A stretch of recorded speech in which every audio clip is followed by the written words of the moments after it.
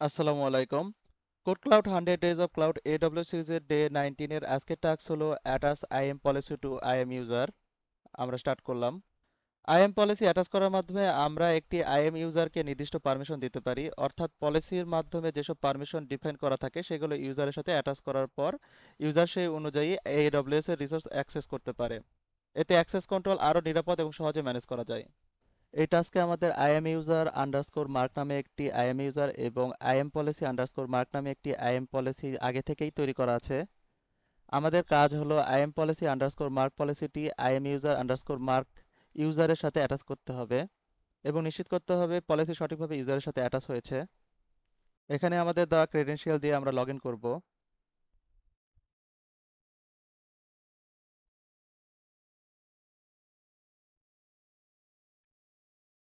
আমরা AWS কনসোলে log in করেছি।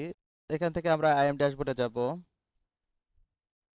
IM dashboard থেকে বাম পাশের মেনু থেকে আমরা আইএম ইউজারে ক্লিক করব। এখানে আমরা আইএম ইউজার আন্ডারস্কোর মার্ক ইউজারটি সিলেক্ট করব। অ্যাড পারমিশন বাটনে ক্লিক করব। এখান থেকে আমরা অ্যাটাচ পলিসি ডাইরেক্টলি অপশনে ক্লিক করব। আমরা পলিসি নামটা কপি করব। পারমিশন পলিসিতে সার্চ অপশনে আমরা পলিসি নামটা দিব।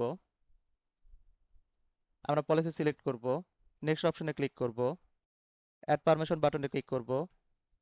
আমরা আইএম ইউজার আন্ডারস্কোর মার্কে IAM policy underscore mark attach হয়েছে সেটা দেখতে পাচ্ছি। আমরা আমাদের টাস্ক ভ্যালিডেট করব। চেক বাটনে ক্লিক করব।